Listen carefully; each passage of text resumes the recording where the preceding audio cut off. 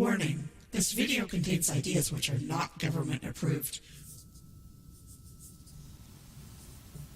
Hello, my name is Larkin Rose, and like a lot of people these days, I'm fairly strapped for cash, but I think I've come up with a solution.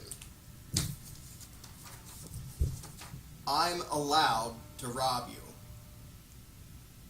Having to earn money is just too inconvenient, so I just gave myself permission to rob you. So I'll be by your house around, let's say, noon tomorrow to see which of your stuff I want to take. Now, this isn't just a threat. I'm not just saying I'm going to rob you. I, by writing this down, gave myself the moral right to rob you. So maybe I should have done it like this. I hereby grant to myself the absolute moral right to steal your stuff.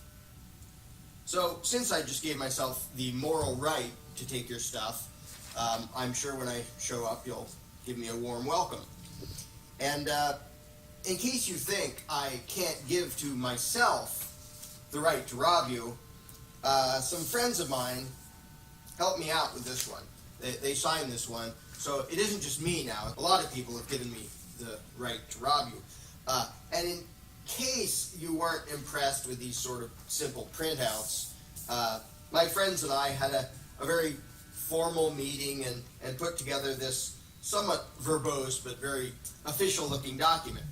You can read all the details if you really want, but the long and short of it is, now I'm allowed to rob you. So this document makes it all legit. I now have moral permission to rob you, and since I'm sure you're a fine, upstanding citizen, I'm sure you're going to cooperate when I show up tomorrow. So if you could have your valuables all laid out by noon tomorrow so I could see which of your stuff I want to take, that would be good. And then we can... What? Why are you giving me that look? Yeah, surely you don't doubt that this gives me the right to rob you. Surely you're not questioning the legitimacy of this document. Surely you wouldn't still claim that I don't have the right to rob you. I do. See? It says so right there. What, you don't think this is good enough? You don't think that this is binding on you? You don't think that this gives me the right to rob you? Let me show you something.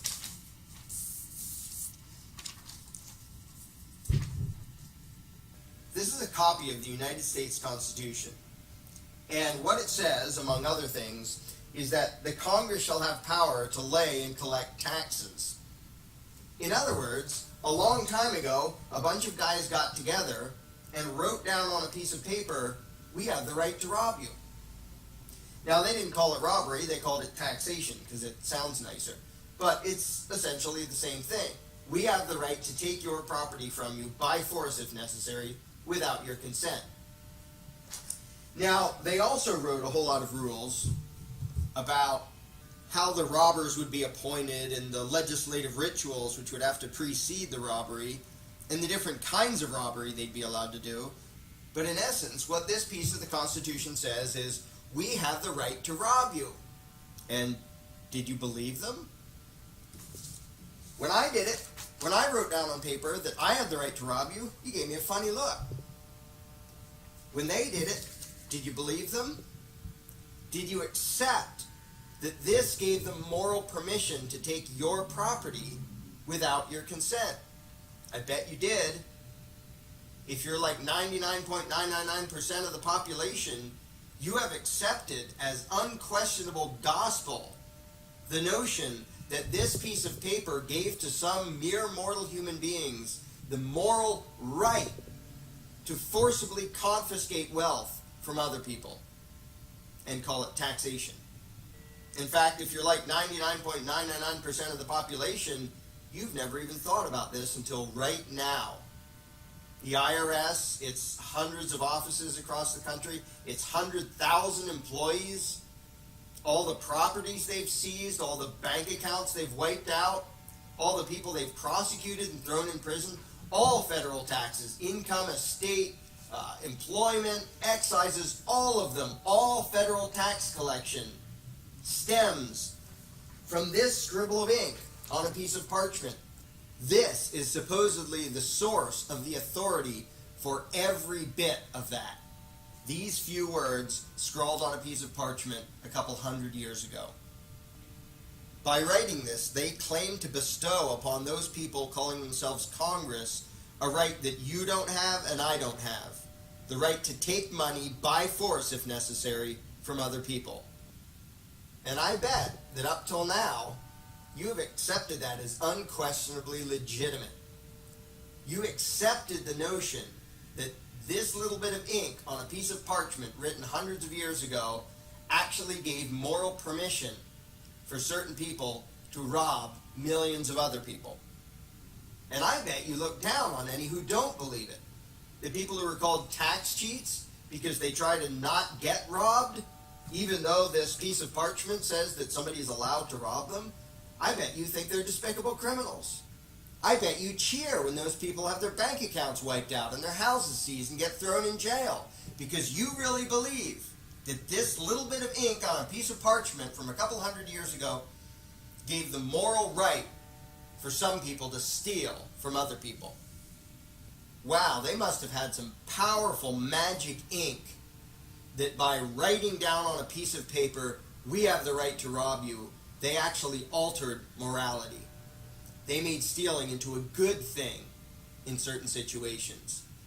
Now, I'm betting that you immediately realized when I showed you this piece of paper that it was bogus, that it was silly for me to claim that a piece of paper could give me the right to rob you.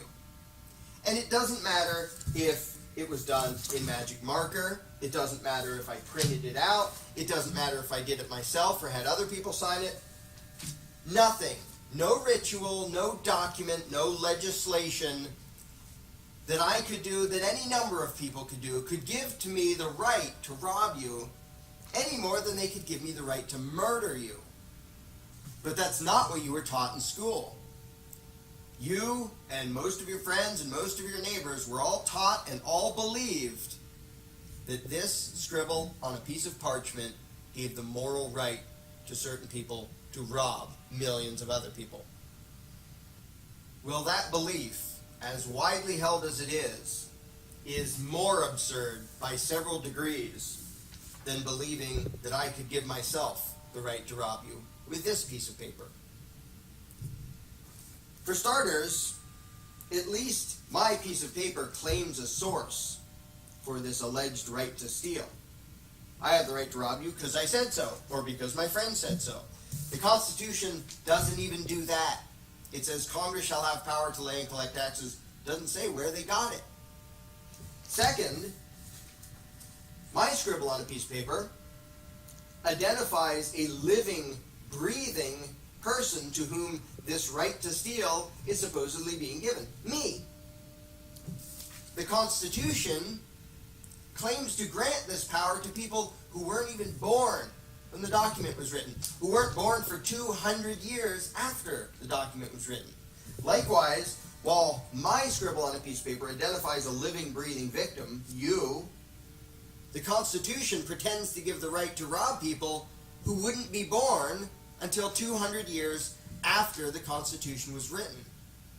That's like me writing, my great-great-grandchildren shall have the right to rob your great-great-grandchildren. In fact, it's worse than that, because there are no time limits in the Constitution. In short, what this scribble of ink on parchment alleges is that the people calling themselves Congress will, until the end of time, have the moral right to forcibly confiscate wealth from people without their consent. Let me put this as bluntly as I can. If you believe that this piece of paper gave me the moral right to rob you, you're out of your mind. If you believe that this piece of paper gave to Congress the moral right to rob you, you're certainly not alone, but you're still out of your mind. It's time to get back in your mind and start rethinking some of the absolute bunk that you've been taught all your life.